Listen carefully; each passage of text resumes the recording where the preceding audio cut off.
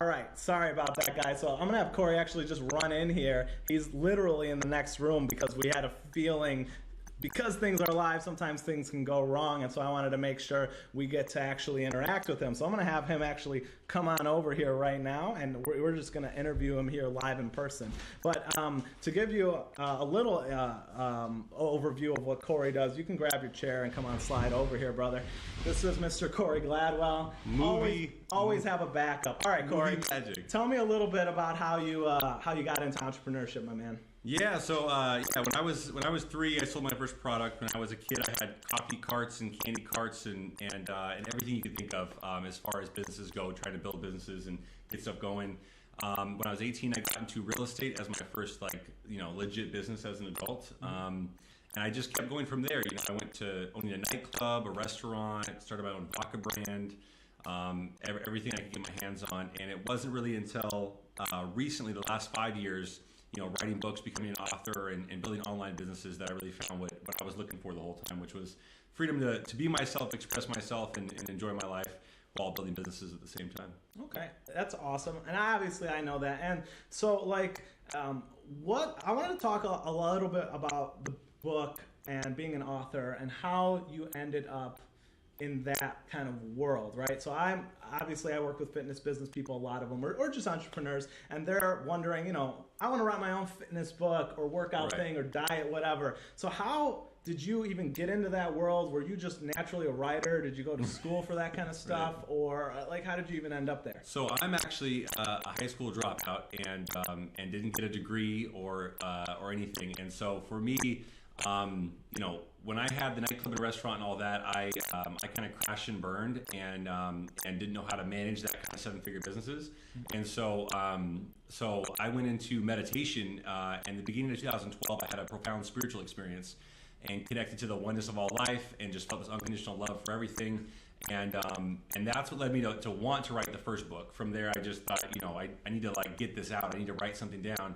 And like you mentioned earlier, it took me 4 years to write that first book because I had no idea what I was doing. And then I kind of reverse engineered the process for my second book and was able to really narrow it down to get it done in 60 days because I knew how to do it a lot quicker and a lot faster. And so it kind of fell into place that way. And now it became more of a full-time business. So awesome, dude. Yeah. So and obviously I know the story. I listen to it a lot, and I love the story of going from kind of feeling like you have it all with this nightclub and having these kind of businesses that a lot of 20, 30-year-olds kind of dream of, and you're like, you know what, that's actually not for me. I want to do something that gives back to the world, and that's awesome. So talk a little bit about your first book, The Human Experience.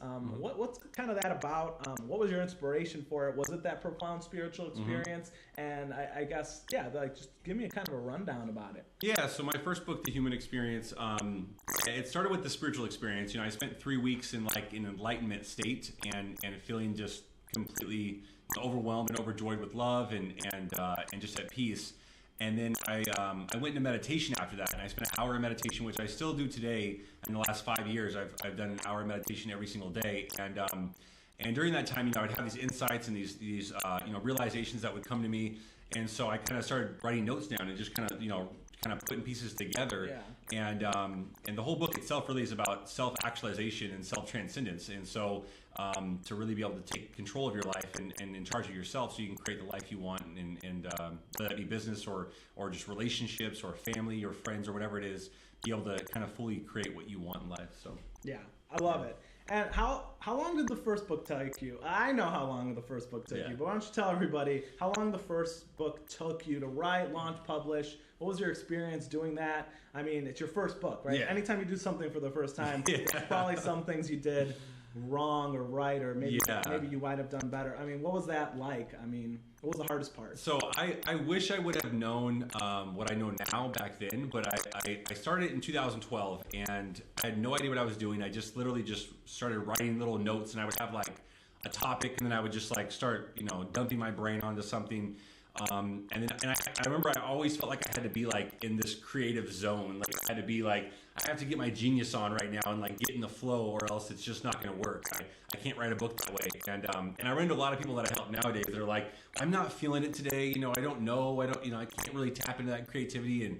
And so, yeah, there were so many stumbling blocks. And then, so it took me, I wrote a lot in 2012, 2013, it was like sporadic. 2014, I was helping my friend build his insurance business. So I barely wrote at all. And then 2015, I was like, I need to finish this and do it.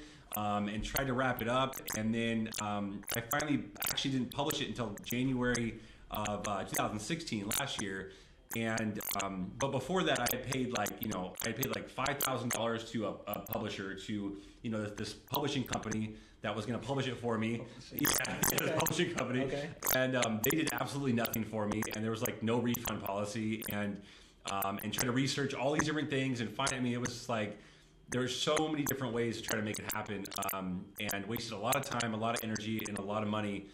Trying to do that, but it was a learning experience, and now I think that's what helped me learn to reverse engineer it for my second book. Now my third book's almost done, and I can just kind of pump it out, over and over again, because I know the process now and be able to create that. So. How much did you spend to launch that first book? The first book, if you take out the $5,000 that I spent on the first publisher, I think it still cost me another $10,000 to launch the first one. So like $15,000. So like $15,000 plus like hours, plus 4 years. Plus of 4 years of writing. Yeah. Okay, cool. And the second book. Your second book is Enlightened Entrepreneurs. Yeah. And give us a quick rundown on that, but more like how quickly were you able to launch that, and how much did that cost you in comparison? So literally from idea to launch, like the idea of the book till I published it and became a bestseller, like 2 bestseller status, was literally 60 days. And like 59, I think, but I just ran out to 60 because it sounds cooler. And I think the most I spent on like editing and formatting, all these different things, was like $2,000 to get the whole book done.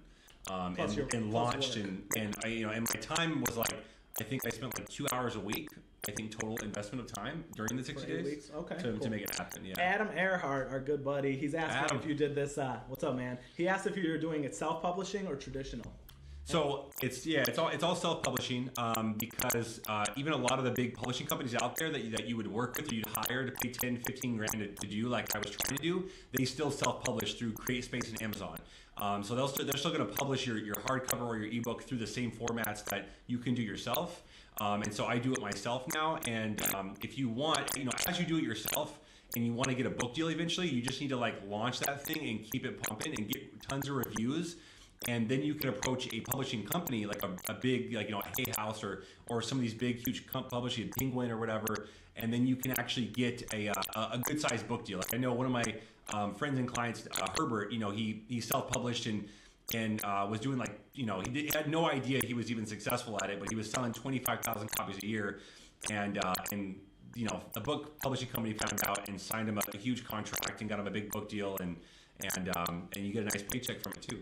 So you recommend starting with self-publishing no matter what, and then if it ends up being like a good book, right, and people actually wanna read it and it starts becoming popular, then you can go through a bigger publishing firm to like maybe become a New York Times bestseller, a Wall Street Journal bestseller. One of those. Yeah, because honestly, the truth is, if you're watching this, you're probably on AJ's page or you're on my page or somewhere on there. And the truth is, like, I don't know if it's any of our dreams. Like, I would love to get a book deal, and I'm excited for that in the future if it happens. But writing a book isn't so much to get a book deal right now. It's to have a good opt-in to build your email list, or to have the credibility or authority. Because I published a book and became a bestseller, I was on Fox News and ABC and dozens of podcasts, and got fly out to trips to speak, and it kind of leads into more things for you. So a book deal through a traditional publisher is cool, but it's almost a bonus down the road. It's not necessarily the first intention. The first intention is launch it. Publish it, launch it, get to bestseller, get on podcasts, get on TV, get on these things, start speaking, become known as a authority in the credibility there, and then you have a better chance of getting a really, like a $500 to $2 million book deal that is really what you're looking for, versus getting a $1,000 upfront kind of book deal type thing. Totally. So. And I know we've talked about this before too, but like making sure the content is good in the actual book that you're putting out there, not just pumping out some sort of junk, right? Yeah. And rushing it, but really like just 80-20, one thing, find the one thing you're really great at and make sure it's niche specific and putting it out there. It becomes almost like some people call books like an expensive business card, but it's a much more powerful business card. It is. Right? It is. And I've heard people say that too, that like, having a book is the entrepreneur's, high school diploma now. And it sort of is, right? If you're an entrepreneur or some kind of thought leader or a business leader out there, you almost have to have a book to be like, because everyone has one. But I think, to talk about what you're saying, you don't want to put out like a crap product. I mean, like whether it's a course or an ebook or a full published book or a training program, like the reason AJ's successful, the reason I'm successful, the reason the entrepreneurs that we connect with are successful is because people get results from it. So like, if you look up my books on Amazon or you find those things, there's reviews on there. There's people that are actually having their lives changed, that are actually getting something from it. So you want to put out a good book. And even though I did it in 8 weeks or 60 days, doesn't mean you have to. Like if it takes you longer, that's okay. You don't need to wait 4 years to get one done, but you can take your time with it. Just make sure that you're really delivering the most content, and don't be afraid to over deliver. Like don't be afraid to give away all your secrets, because literally 60% of people that buy books never actually read the book. And then like some higher percentage actually that don't even finish the book. So like, you could literally give the secrets to every business program you've ever created or ever sold, and rarely 1 or 2 people are really going to take it and use it and apply it. So like, it's more to like give the content and be a giver, and then you get inside their mind, you get inside their belief system, you get inside their perception, and now they trust you, they know you, they like you, and that's why they're going to buy from you in the future for your $5,000 or $10,000 or $20,000 program or your mastermind or your online course or whatever, because they've read your book, they like you, they've been following you for months, whatever it is. You're in their mind now, so. Awesome. So what is, like, if I'm a nobody, which I think I am, if I'm me, a nobody, how do I, like, what's my first step with writing a book? Should I be building a list? Should I be like having some sort of product to sell them? I mean, what, like, I don't want to ask for a 3-step thing and then at the end you sell me something for $9.97. Right. But like, I want to know, like, what are kind of the steps I need to take in order to get my, like, to, where do I even start? So like, I would, first thing I would, obviously, I like to have an intent of the book, right? Like you're talking about like building an email list or having a course or a program or coaching or whatever your thing is you offer. I like to have that thing as the intent of the book, right? It's going to drive traffic to that. And so you have that website in there. But the first thing I would start is the concept, like the idea. Usually when I talk to people about who wants to write a book, everyone's like, well, I have this idea and that idea and I have this, and there's like 4 or 5 book ideas, and everyone's like, oh, I'm never going to write a book, but then yet everyone has 10 ideas for a book that they're never going to write, supposedly. So I would take like all your ideas and try to make it one book. Like you're going to have more ideas 5 years from now. Every year you're going to come up with a new book idea. Right. So like take every idea you have right now as a book, put it into one book. Outline that into like 3 sections or 4 sections, break those down into chapters, and then just come up with little titles and just dump content. Like just get everything out. And the number one thing I would say, because everyone I talk to gets caught up on like, well, who do I appeal to? Like what audience am I writing for? Appeal to yourself. Like write a book you want to read. If it's a book worth reading for yourself, then like other people that are your tribe, that are your people, are going to want to read it, and they're going to be drawn to you. And then who's your best clients are people that you can relate to, that you could give help to, are going to be more like you. So write a book you would want to read, and become that person that you were seeking a year ago or 5 years ago or whatever. Become that person now. Write a book that person would want to read, and then your ideal customer is going to come to you. And so just dump content right now, and then you can edit it and you can format it, and you can there's 5 or 6 different times you're going to like chop the book up after you dump content. So don't feel like you have to write this perfect manuscript right now. Just dump out stuff and get it out of your brain onto paper. So 100%. Yeah, I might add to that too, as somebody with like who shouldn't be talking about writing a book, that you don't need to have this like, it's almost like with business, people feel like they have to reinvent the wheel and come up with this like very unique book that's never existed before in the world, and that's just not true. It doesn't make it less valuable if it's something like, there's a million entrepreneurship books out there, right? There's a million personal development books, but if it's what you are actually good at and you want to be doing, people are going to respond to it well, and it's going to represent your brand well, right? And 100, I mean, if you think of like Eckhart Tolle, right? Everyone knows The Power of Now. I can say that book and everyone knows that. It sold millions of copies, but like 20 or like 15, 20 years before that was published, Be Here Now by Ram Dass was published. which is a very similar, I mean, it's the same concept, right? So you don't have to be, and look at, I mean, they still are very successful, both saying some similar things, but are very successful. You don't have to like reinvent this whole thing. Yeah, exactly what you're saying, to try to be somebody else. Right. Just be yourself and write a book. And there's billions of people in this world. Like, you're gonna find your 1,000 people who love you that'll buy a $1,000 program from you. You'll make $1 million, and you're good to go. That easy. It's that simple. 1,000 people, $1,000, $1 million. You're done. There you go. So a lot of fit pros watch. If I'm a fit pro, I want to write a workout book. What's my step one? Step one is, again, think of like the fitness program you have for them, right? You have an end goal in mind. You have their end result that you want to get them for their workout or their regimen or their diet plan or whatever, nutrition plan, whatever it is. Think of that with the book. What's the end goal you want them to have with the book? What kind of internal transformation do you want them to have? And so start with that in mind, and then reverse engineer it backwards, just like you would an 8-week module course or an 8-week training program. Like, think of your training program that you're doing right now with your fitness business, and turn that into a book, right? You have an 8-week program or a 12-week program. There's 12 chapters or 8 chapters, right? I mean, that's the simplest way. And then once you have each chapter laid out, go ahead and dive deeper into each thing and talk about the mindset and the beliefs and break their old beliefs and build up new beliefs. And you know what I mean? You can dump a lot more content in that, but you can start there as the simplest way to literally today start your book and get the outline done and start dumping content right now. Okay, cool. So the simplest thing, if you're like a fitness person, would be to take what you already are offering to fitness professionals out there in the world and make it a book. It's just another form that they could digest your same exact program. Right? They could digest your program, and then obviously, your program is an action program, so they can't read it and then they're gonna like, oh, I'm gonna go do this intense thing, and they're not going to get the results if they don't. So at the end of the book, or throughout the book even, say, listen, if you you don't want to do this by yourself, you like what you're hearing, go ahead and go to this website, like I'm an awesomefitnesspro.com, and I'm going to buy that if it's available still. Corey, it's fine. It's gone. No way Someone got it. Anyway, so go to that website.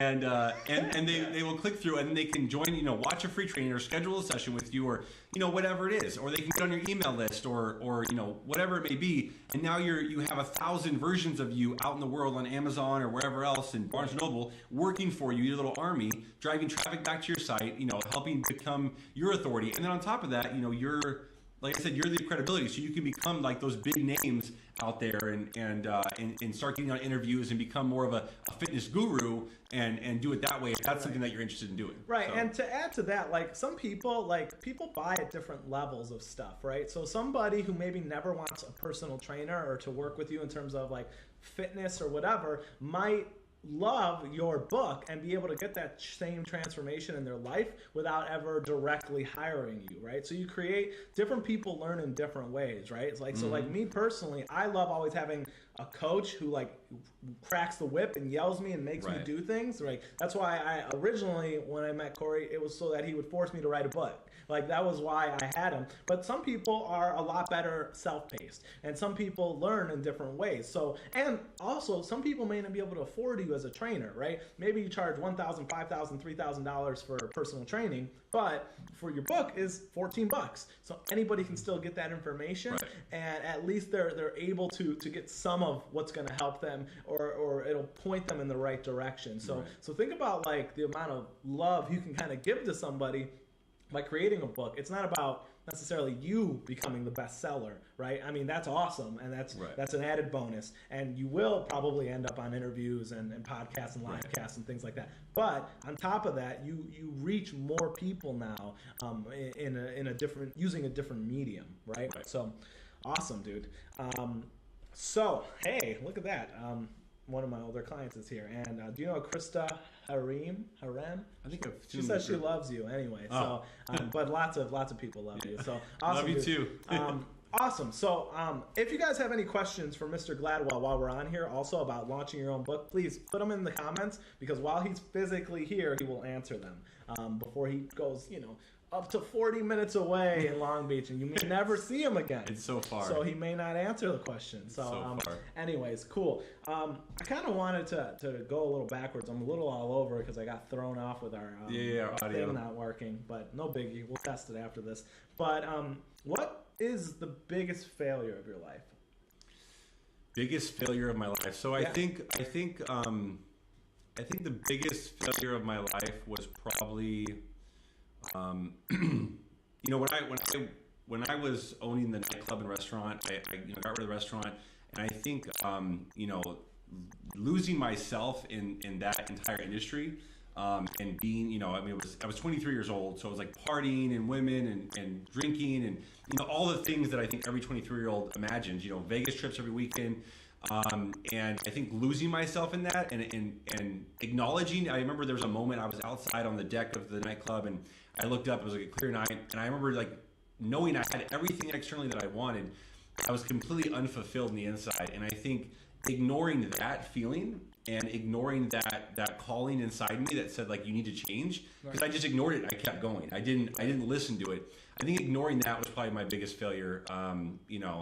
Because that if I had listened to that would have sprung off me loving deeper and me caring more and me being more, a better son and a better man and a better friend, and everything that I've tried to become today could have happened even earlier if I had listened to that first initial calling. So I think that would probably be my biggest failure, is not listening to my own intuition. Kind of listening, and I know it sounds like such a hippie thing to say, but not listening to your own truth, right? A lot of times, and if you're like an entrepreneur watching this, I'm sure you guys have all had that. If you had, actually, I'd like to hear about it, but where you knew you wanted to be like an entrepreneur, or maybe he was already an entrepreneur, you want to do something else, and it's hard because I feel like a lot of the world just doesn't get us, right? We're viewed as these crazy people for chasing after our dreams, and we're just you're just this millennial who thinks you can do anything, and why don't you just get a safe job instead of trying to chase this white rabbit that you'll never catch, right? So I can totally relate to that, because I remember for even my whole life I was like, I think I want to be an entrepreneur. I just don't understand working with other people. I just don't fit in the kind of those systems. Right. And everybody around me told me I was wrong for feeling that way. Yeah, absolutely. And so I had that ignored as well. So I totally relate to you. So thanks, Sevi. Sevi saying this is one of the best ones ever. Oh, that's awesome. And you want to know why? It's because of this schmuck right here. So awesome, dude. Thank you, though. What's your biggest success ever, man? My biggest success ever, I think writing the human experience. I love both my books and my third one coming and everything, but I think as far as a personal success, I think an accomplishment, I would say writing the human experience, because that's the longest I spent doing one thing and not giving up and not being able to talk about it or having anything to show for it. I mean, when I started, I had no car, I had no money, I had nothing, and I'm like, I'm gonna write a book, and I'm gonna be this big guy, and I'm gonna but I had nothing externally to vouch for that. You know what I mean? Yeah. Living at my parents, no car, no nothing, and I'm like, I'm gonna write this book, and it's gonna be huge, and I think just committing to that mentally and emotionally, and then sticking to that for 4 years as life just went in every direction. Yeah, I can imagine 4 years wanting to just throw in the towel at some point, being like, this isn't done. Yeah. I'm your typical starving artist. Exactly, and I haven't published. Here I am talking about my book. Yeah, and I'm that guy, that homeless guy who's talking about. I mean, and we live here in Southern. You go outside, and there's somebody working on his novel right now on the beach. So totally. I feel it. And just having that kind of resolve.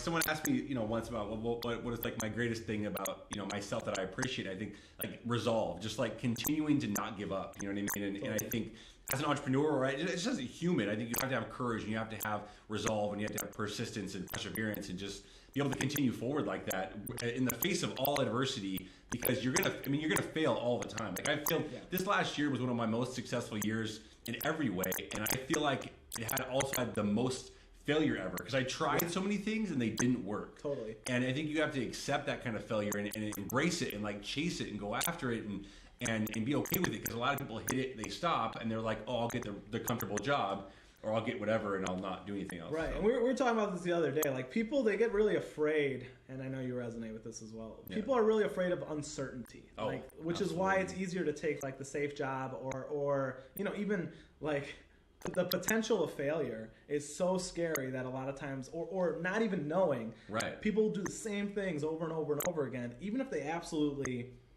hate it, right? But they know what the result is, so it's not scary. Versus, you know, starting a business or joining a startup or whatever, right? Launching your product, writing a book, because you're like, well, what happens? What happens after that? Am I made fun of? Do people laugh at me? Yeah. Like, do I fail?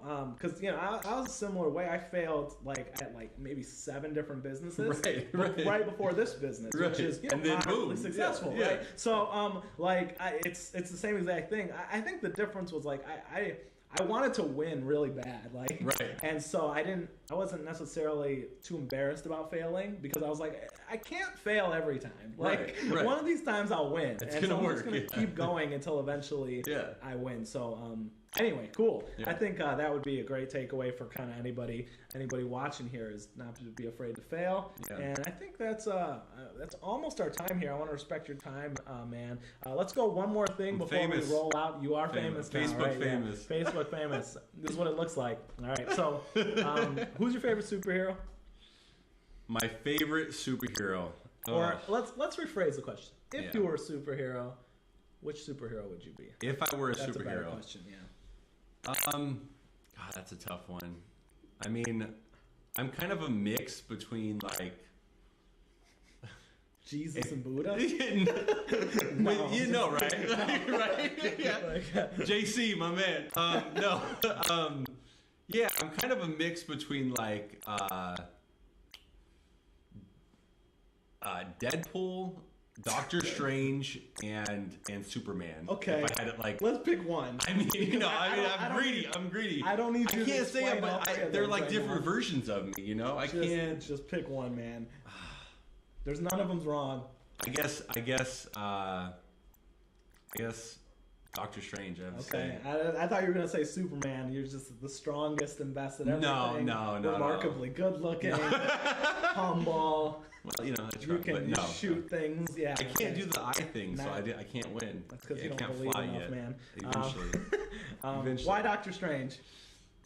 Just the spirituality, you know. I think, you know, using energy and all the kind of hippie stuff that's in the movie. You know, I mean, he's like super, like, you know, drives a fast car, penthouse, and then becomes like a superhero that's like, you know, all spiritual and uses astral projection, and you know what I mean. So I think that's like a big part of my life, and I think that's a big part of why I became successful, is because I meditate an hour every day, because I work out, because I do yoga, because I'm tapped into like my internal self. I think is why I have the external life of the Mercedes and the gold watch and the condo on the beach, and I don't think I'd have any of that if I didn't have the connection to like my spiritual self that I have. So I think Doctor Strange, even though I love, like, a lot of me is Deadpool on most days, like when my smart assness, but Doctor Strange is definitely like more, I would say. So. Totally, yeah. And I feel like I know more successful people who meditate, wake up early. The 4 a.m. wake ups we're doing. The 4 a.m. wake ups, which, you know, I mean, we were just talking before we went live here. We hate waking up at 4, but I hate it. But we do it every day. We continuously do it. Every day we wake up at 4. Because